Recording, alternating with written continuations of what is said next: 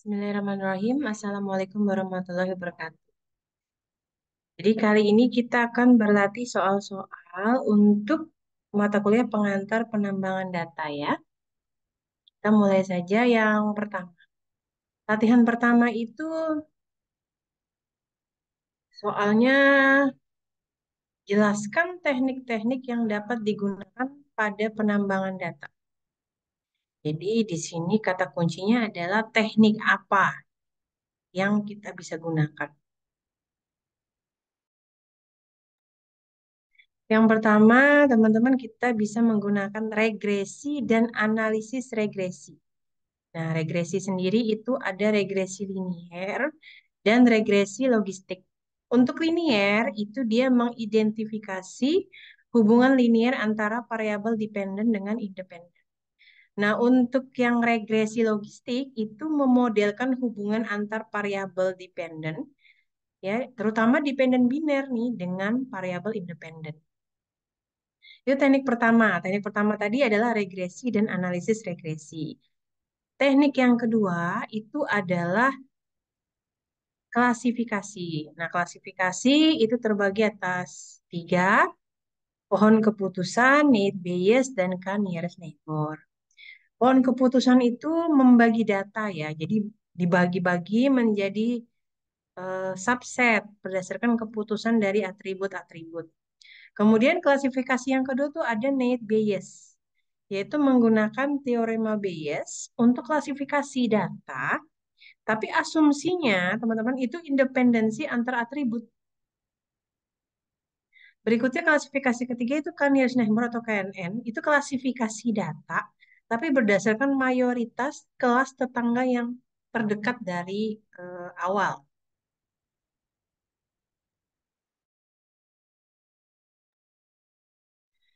Oke, tadi teknik pertama regresi dan analisis regresi, kemudian teknik kedua adalah klasifikasi. Teknik yang ketiga namanya clustering. Nah, di clustering itu ada namanya K-means, teman-teman. K-means clustering, jadi dia memisahin data ke dalam kelompok-kelompok berdasarkan jarak. Kemudian setelah K-means itu ada lagi namanya hierarchical clustering ya. Seperti namanya hierarki, itu dia membangun hierarki kelompok dengan membagi atau menggabungkan kelompok-kelompok secara bertahap. Oke, itu tiga teknik. Teknik yang keempat itu adalah asosiasi dan aturan asosiasi. Asosiasi sendiri ada yang namanya algoritma a priori dan ada yang namanya ECLAP.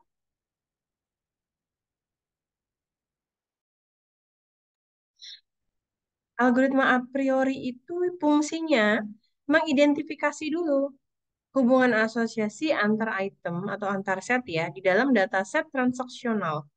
Sementara kalau ECLAP dia mencari aturan-aturan asosiasi tapi identifikasi item set dulu. Mana yang sering muncul bersama. Kemudian yang berikutnya adalah penggalian pola atau pattern mining, teman-teman. Ini itu yang paling sering itu epigrowth ya, frequent pattern growth. Jadi kita cari pola yang paling sering muncul di dalam dataset. Nah, teknik yang keenam itu ada jaringan saraf tiruan atau neural network. Biasanya itu dicontohkan oleh deep learning. Ya, deep learning itu dia menggunakan arsitektur JST. Kemudian kita bisa identifikasi itu pola kompleks dengan melakukan tugas seperti klasifikasi dan prediksi. Kemudian teknik yang ketujuh itu adalah analisis tekstual. Nah, analisis tekstual itu dia pemrosesan bahasa alami atau natural language processing. Gunanya untuk apa? Menggali informasi dari data yang ada di dalam teks. Kemudian ada lagi namanya analisis sentimen, mengidentifikasi sentimen atau opini di dalam teks. Kemudian teknik kedelapan yaitu reduksi dimensi. Reduksi itu kan pengurangan ya. Jadi contohnya itu salah satunya adalah analisis komponen utama. Tujuannya apa? Karena dia reduksi ya pasti dia mengurangi dimensi dataset dengan memproyeksikannya ke dalam ruang dimensi yang lebih rendah. Teknik kesembilan itu adalah evaluasi dan validasi model. Nah, ini juga sering kita dengar ya, yaitu cross validation atau validasi silang, teman-teman. Jadi dia tuh tujuannya mengevaluasi performa model dengan membagi data, kita bagi itu jadi dua, yang mana subset pelatihan, mana yang mau diuji. Kemudian yang berikutnya adalah matriks evaluasi. Matriks evaluasi itu contohnya presisi, recall, ya. Itu gunanya apa? Mengukur performa dari model klasifikasi. Oke.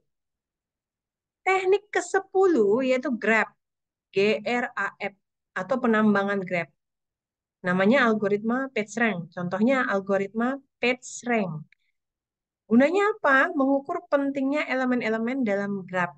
Ya, umumnya digunakan dalam analisis jaringan sosial atau web. Kayaknya ini kalau di media sosial juga banyak sekali ya terkait dengan algoritma PageRank.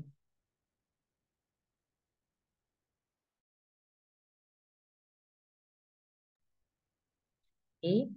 Jadi ada 10 teknik yang bisa kita gunakan pada penambangan data, teman-teman.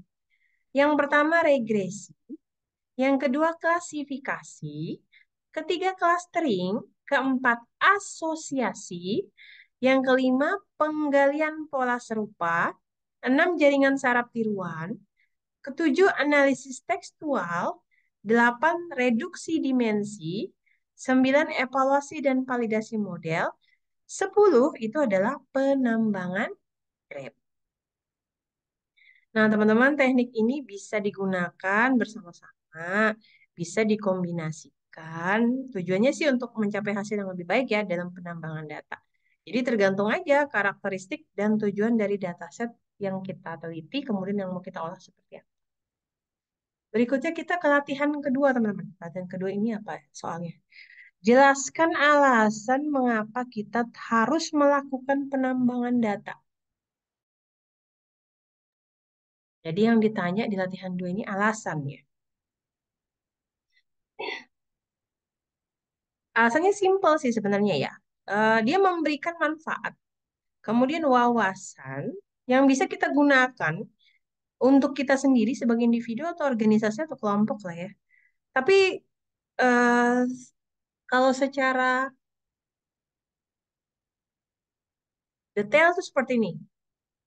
Yang pertama untuk pengetahuan ya, untuk knowledge gitu ya. Penambangan data atau data mining itu membantu kita identifikasi pola ya. Terus hubungannya bagaimana? Kemudian apakah ada informasi tersembunyi dalam data yang mungkin kita nggak bisa lihat secara langsung. Tapi kalau kita tambang itu bisa gitu. Nah, ini memungkinkan organisasi bisa dapat knowledge baru atau pengetahuan baru secara lebih mendalam. Jadi kalau kita udah tahu datanya, tapi kalau kita penggalian data, kita bakalan lebih tahu data ini lebih dalam lagi. Kemudian yang kedua, kalau tadi kita nambah pengetahuan ya. Yang kedua, pengambilan keputusan lebih baik. Makin tahu kita banyak data atau makin banyak kita mengetahui data-data yang tersedia atau fakta, maka keputusan kita akan bisa jadi lebih baik. Kita bisa memahami pola, kita bisa paham tren, kita ya intinya kita bisa jadi ambil keputusan itu lebih akurat gitu. Kemudian informasinya juga berdasarkan fakta, sehingga strategi yang kita ambil juga nanti akan lebih baik gitu. Yang ketiga, kenapa kita perlu penambangan data? Kita itu sering prediksi, sering peramalan. Nah, di data mining itu kita bisa mengembangkan model prediktif, teman-teman. Kita bisa meramalkan tren apa yang bakalan terjadi di masa depan. Perilaku orang lain di masa depan tuh kita bisa lihat ya, perilaku pelanggan. Kalau misalnya kita berbisnis, kita bisa tahu nih perilaku pelanggan kita di masa depan gimana. Nah, ini penting juga sih buat perencanaan strategis atau taktis ya. Kemudian yang keempat itu bisa juga buat optimasi, teman-teman, kegiatan operasional kita. Misalnya nih kita bisa gunakan untuk meningkatkan efisiensi produksi, mengurangi biaya, atau meningkatkan kualitas produk. Jadi ya bisa meningkatkan proses operasional ya, sama di bidang bisnis. Berikutnya itu ada marketing, teman-teman. Mengapa kita melakukan penerimaan data? eh, marketing, pemasaran dan pelanggan. Jadi kita bisa ngerti nih preferensi pelanggan itu seperti gimana, perilaku pembelian seperti apa, kemudian kecenderungan pasar gimana. Nah, kalau kita memahami pola pelanggan, maka kita bisa nih bikin kampanye pemasaran yang lebih efektif, bikin iklan yang lebih menarik minat pelanggan gitu. Oke. Berikutnya itu apa ya? Oh, kita bisa mendeteksi kalau kalau ada penipuan gitu ya. Jadi kita bisa mendeteksi itu pola-pola yang mencurigakan atau aktivitas yang tidak wajar, misalnya teman-teman. Misalnya seperti penipuan kartu kredit, itu sering juga ya, ATM, serangan cyber, atau aktivitas yang lain lah ya. Kemudian kita perlu juga itu untuk mengelola risiko. Risiko itu kan sesuatu yang harus kita ambil ya. Jadi setiap tindakan itu pasti ada risikonya, teman-teman. Tapi kita bisa melakukan pencegahan. Nah, kita bisa melakukan pengelolaan risiko, kemudian ya untuk keberlanjutan bisnis. Kemudian berikutnya kita bisa berinovasi dan melakukan pengembangan produk yang kita punya. Jadi kalau kita memahami tren pasar nih, kita mengerti kebutuhan pelanggan juga, kita bisa nih mengembangkan produk atau layanan inovatif. Kita udah banyak lihat ya, hmm, produsen-produsen yang tutup, tapi banyak juga produsen yang lebih bisa melebarkan sayap karena bisa berinovasi.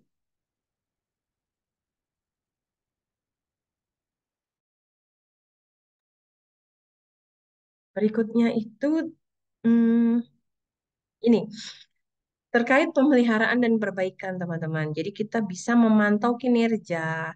Kita bisa mendeteksi hal-hal yang di luar kewajaran ya, seperti anomali. Kita bisa juga memberikan informasi yang dibutuhkan untuk pemeliharaan yang lebih efisien. Nah, kemudian kita bisa juga yang ke-10 pemahaman lebih mendalam terkait bisnis. Ya, memang rata-rata kalau data mining ngarang-ngarangnya nanti ke bisnis ya. Pertama, kalau kita bisa menganalisis data operasional, data transaksi, ya kita lebih bisa memahami lah ya dinamika bisnis, kemudian kita bisa identifikasi peluang ke depannya itu gimana, kemudian tantangannya seperti apa gitu. Kita bisa menghandle itu, kemudian kita bisa mengatasi itu. Jadi tadi alasannya kalau saya replay kembali itu untuk pengetahuan, untuk pengambilan keputusan, terus apa tadi? Prediksi, peramalan ya. Yang keempat itu optimasi operasional kegiatan sehari-hari gitu ya. Yang kelima untuk marketing sama pelanggan, untuk tahu pola pelanggan lah ya. Yang keenam deteksi penipuan dan keamanan. Yang ketujuh itu pengelolaan risiko. Yang kedelapan itu adalah untuk inovasi serta pengembangan produk. Bisa juga pengembangan usaha ya. Yang kesembilan pemeliharaan dan perbaikan. Yang kesepuluh pemahaman lebih mendalam terkait bisnis. Gitu. Kemudian kita bisa lanjut nih ke latihan ketiga. Di sini jelaskan 4 jenis pola dalam penambangan data. 4 pola ya.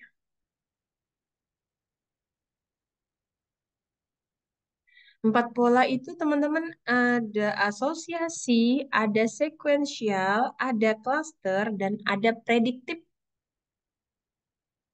Kalau asosiasi itu tujuannya mengidentifikasi item yang sering muncul itu sama-sama gitu kan. Sehingga kita sering beli produk tuh sama gitu dalam transaksi sebuah penjualan. Kalau pola sekuensial itu seperti ini, eh, urutan ya, urutan pembelian produk oleh pelanggan dari waktu ke waktu. Jadi dia urutan peristiwanya itu signifikan sih, jadi saling berhubungan gitu. Pola yang ketiga tuh pola cluster, teman-teman. Jadi kita mengelompokkan pelanggan berdasarkan preferensi pembelian atau perilaku belanja mereka itu kalau seseorang suka beli A, maka dia suka beli B gitu. Kemudian yang keempat itu adalah pola prediktif. Prediktif itu ya contohnya seperti ini sih. Prediksi penjualan teman-teman berdasarkan tren historis atau prediksi harga saham ya berdasarkan faktor-faktor ekonomi. Sama seperti tadi sih pola itu bisa digabungkan ya, bisa dikombinasikan juga. Intinya sih supaya bisa memberikan pemahaman kepada kita lebih lengkap, mendalam, dan tentu bisa dianalisis. Itu ya, tadi latihan tiga, tadi empat jenis pola. Tadi polanya asosiasi, sekuensial, cluster, dan prediktif. Yang keempat apa ini? Jelaskan 5 teknik pre-processing yang biasa digunakan dan berikan contoh kasus di mana setiap teknik ini dapat memberikan kontribusi yang signifikan dalam mempersiapkan data untuk analisis. Jadi kata kuncinya apa ini? 5 teknik preprocessing.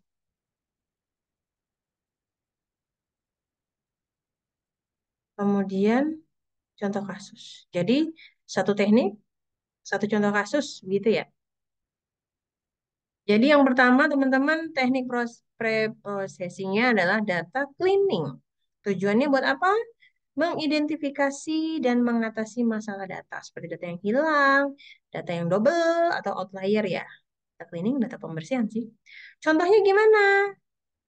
Data penjualan nih kan kadang-kadang tuh ada entry data yang hilang tidak valid ya. Jadi kalau kita bersihin datanya tuh bisa jadi lebih akurat. Yang kedua itu transformasi data. Dia mengubah format atau skala data sehingga lebih mudah analisisnya. Contohnya di analisis keuangan, kita bisa menerapkan transformasi logaritmik pada variabel yang memiliki distribusi tidak normal ya untuk membuat distribusinya lebih simetris. Kadang-kadang kita pakai statistik sih. Yang teknik ketiga itu adalah reduksi dimensi. Jadi kita mengurangi jumlah fitur atau variabel dalam dataset ya supaya lebih efisiensi juga analisisnya. Contohnya kalau di analisis citra medis nih kita hmm, ada beberapa variabel tuh yang bisa kita hapus sehingga beban komputasinya lebih ringan tanpa mengorbankan kualitas analisis. Jadi yang penting-penting aja kalau dipakai ini. Kemudian teknik yang keempat itu normalisasi dan standarisasi. Mengubah skala ya. Normalisasi kan kaitannya sama skala. Mengubah skala variabel yang kita pakai itu memang punya dampak yang seimbang pada analisis atau enggak. Contohnya di machine learning kita normalisasi terus bisa mengatasi perbedaan skala antar fitur. Jadi ketika variabel memiliki rentang nilai yang sangat berbeda seperti pendapatan dan usia. Betul. Berikutnya teknik preprocessing yang kelima yaitu manajemen outlier. Mendeteksi dan mengelola outlier yang dapat mempengaruhi hasil analisis atau model. Jadi kalau di analisis kesehatan, pengukuran fisik yang ekstrem itu outlier yang perlu diperhatikan dan dielaborasi bisa dihapus tuh kalau dianggap sebagai data yang tidak valid. Biasanya sih lima, lima teknik ini bisa digunakan ya supaya analisis kita bersih dan representatif. Oke, jadi 5 teknik preprocessing yaitu data cleaning, data pembersihan data, transformasi data, reduksi dimensi, normalisasi dan standarisasi, dan yang kelima, manajemen outlier. Berikutnya kita yang kelima.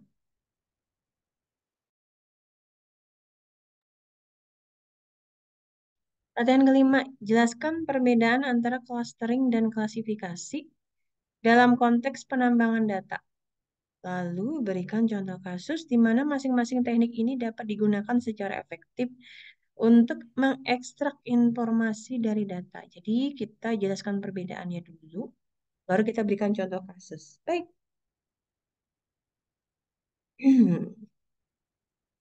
Kalau clustering sama klasifikasi itu sebenarnya agak berbeda ya, karena tujuannya juga beda. Gitu. Ya, kita ya, satu-satu deh.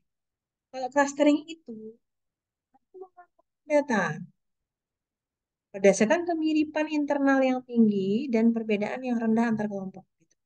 Tujuannya apa? Untuk identifikasi struktur dalam data tanpa informasi label di sebelumnya.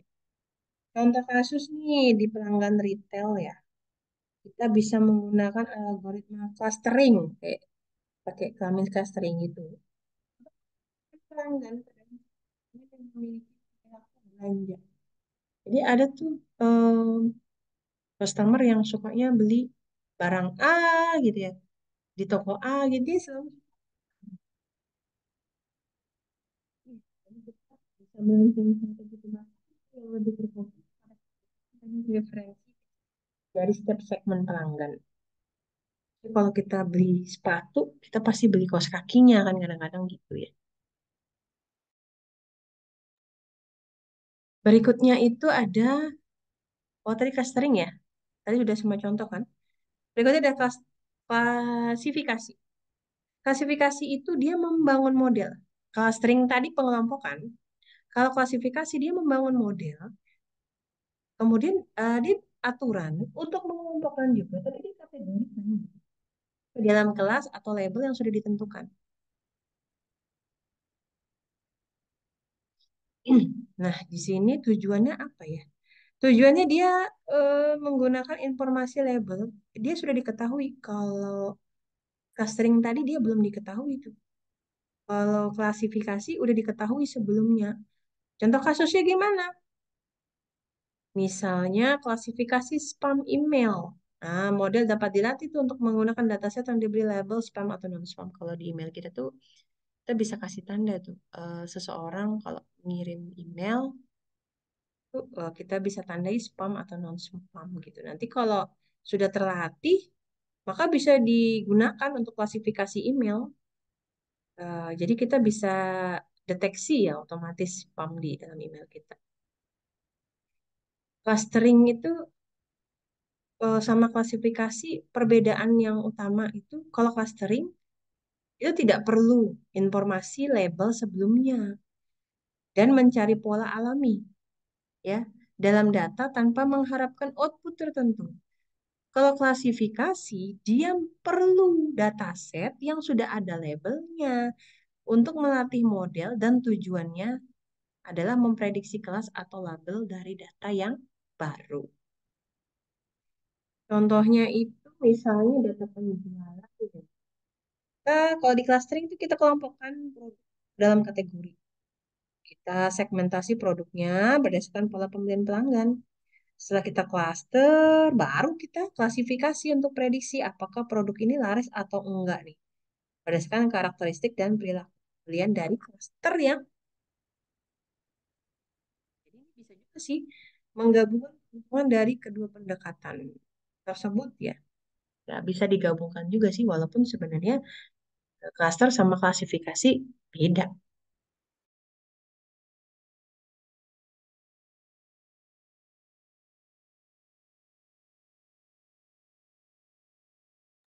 Berikutnya kita ke latihan 6. Jelaskan 5 metrik evaluasi yang dapat digunakan untuk menilai performa model klasifikasi. Berikan contoh bagaimana setiap metrik ini dapat memberikan wawasan yang berbeda terhadap performa model. Metrik yang pertama yaitu evaluasi. Yang kedua, presisi. Tiga, recall. Yang keempat, F1 score. Yang keempat, F1. Garis datar skor. Yang kelima, specificity. Specificity. True negative rate. Kayaknya itu bahasa Indonesia-nya. Specificity sih. Semacam identifikasi juga. Oh ya, specificity itu. Hmm. Kalau akurasi itu untuk mengukur model kasih dengan benar dan data pada dataset ya. Contohnya, akurasi itu memberikan gambaran umum tentang seberapa baik model bekerja secara keseluruhan gitu. Kalau presisi itu kita mengukur kelas positif. Kita prediksi tuh mana model yang benar-benar positif. Contohnya deteksi spam email. Ya. Kemudian ada berikutnya recall. Recall ini mengukur sejauh mana identifikasi. Contohnya bisa mengukur seberapa banyak kemudian mengidentifikasi kasus positif yang sebenarnya. Berikutnya ini apa? F1 score. Menurut rata-rata dari presisi dan rekan keseimbangan. Contohnya apa ini? Klasifikasi di kredit ya. Di mana kesalahan positif dan negatif. Berikutnya specificity tadi ya. Specificity, true negative rate. Jadi rate untuk specificity mengukur sejauh mana kelas negatif yang sebenarnya bisa kita identifikasi. Contohnya, kita bisa identifikasi itu kelas negatif yang sebenarnya adalah prioritas. Kemudian kita uji keamanannya. Di mana kita mau memastikan nih, ancaman itu benar-benar terdeteksi apa enggak.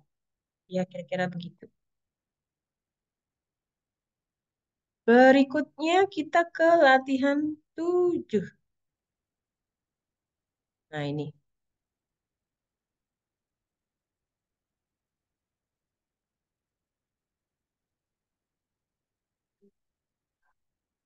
Latihan 7.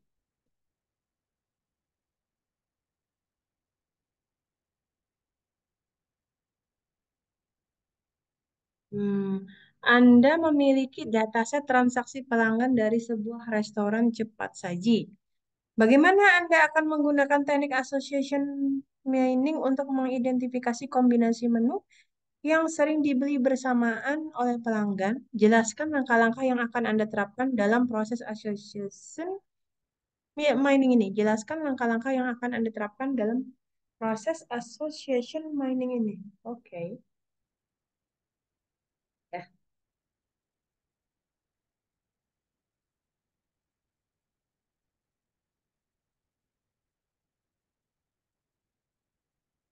dataset transaksi pelanggan.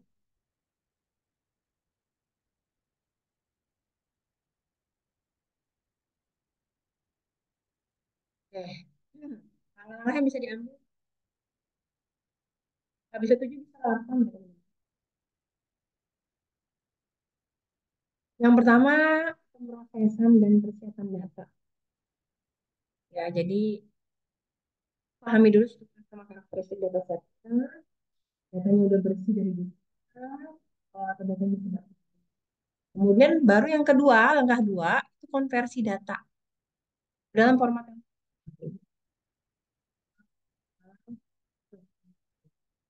yang ketiga baru kita pilih metode dan algoritma. Pilih metode atau algoritma yang sesuai. Ini harus sesuai ya dengan karakteristik data set dan tujuan. Kemudian yang keempat, hmm, tentukan support dan confidence threshold. Ya, atur nilai threshold dan confidence. Jadi boleh dibaca-baca lagi. Kemudian yang kelima itu adalah eksekusi algoritma association. Jelasin, kita jalankan dulu algoritma itu gimana. Kita masuk ke transaksi dari resiko semua komoditi. Kemudian yang keenam, evaluasi dan interpretasi hasil. Kita evaluasi hasil yang dihasilkan oleh algoritma, kemudian kita identifikasi, kita interpretasi. Yang ketujuh itu adalah validasi dan refinement. Tulisannya ini. Validasi ya. REFINEMONT. REFINEMENT.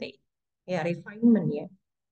Jadi kita lakukan validasi, kemudian validasinya apa? Cross validation aja ya. Validasi silang boleh. Atau sesuai data set kita bagi jadi training sama test.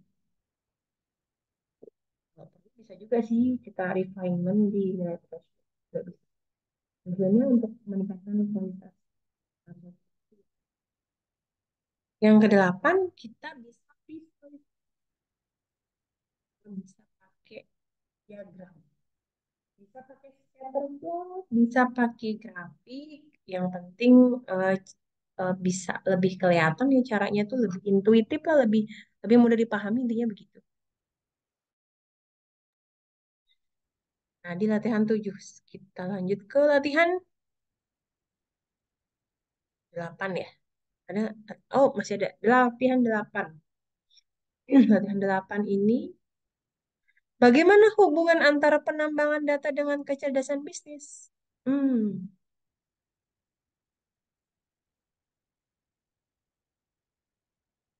saling mendukung ya, terutama dalam pengambilan keputusan dan kinerja. Saya sebutkan poin-poinnya saja nanti mungkin sambil bisa. Yang pertama tentu untuk meningkatkan informasi. Kita gali pola, kita gali informasi ya tapi dengan anda ya. Melihat perilaku pelanggan, tren pasar, pola bisnis. Kemudian ada namanya analisis yang kedua untuk analisis prediktif ya. Kita bisa proyeksi masa depan, membantu perencanaan strategis tentang kita prediksi penjualan, kita bisa prediksi perilaku pelanggan, kita bisa lihat kecenderungan kemana sekarang. Yang ketiga itu hubungannya untuk optimasi operasional. Kita bisa identifikasi. Yang jelas sih kalau itu tuh bisa meningkatkan efisiensi, mengurangi biaya, sama meningkatkan kualitas layanan, terutama di bisnis sih. Nah, kecerdasan bisnis ini bisa menerapkan hasil dari pengembangan data untuk memperbaiki dan mengoptimalkan operasi bisnis secara keseluruhan. Yang keempat, itu pemahaman pelanggan, teman-teman ya. Kami pelanggan. Jadi bisa personalisasi layanan, pemasaran terhadap yang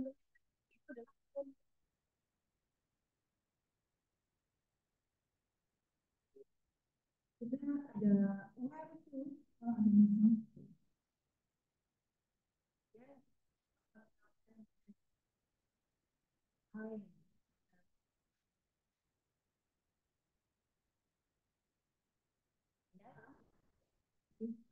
ya bisnis.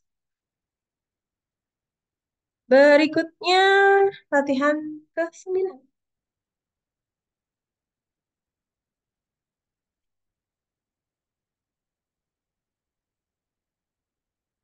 Ke-9 itu Anda memiliki dataset transaksi pelanggan dari sebuah supermarket. Bagaimana Anda akan menggunakan teknik clustering untuk mengidentifikasi pola pembelian yang berbeda di antara pelanggan? Berikan langkah-langkah dan konsep yang akan Anda terapkan dalam proses clustering ini. Oh, ini saya kira teman-teman juga pasti biasa saya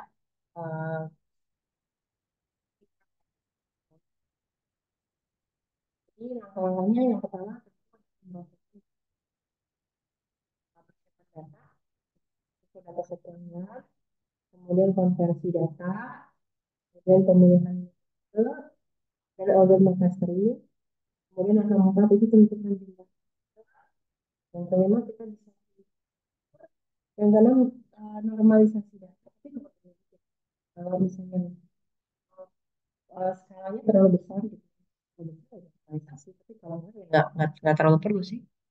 Berikutnya ada eksekusi algoritma clustering, kemudian analisis hasil clustering, kemudian ada interpretasi hasil dan segmentasi pelanggan, kemudian validasi dan refine. Saya ulang ya. Nanti teman-teman bisa terapin langkah-langkahnya, terus nanti jelasin lah. Yang pertama itu langkah dan konsep. Yang pertama kita pemrosesan dan persiapan data, kemudian konversi data ke dalam format yang sesuai, itu yang kita pilih. Yang ketiga, pemilihan metode dan algoritma clustering apa yang kita pakai, hierarki, ya.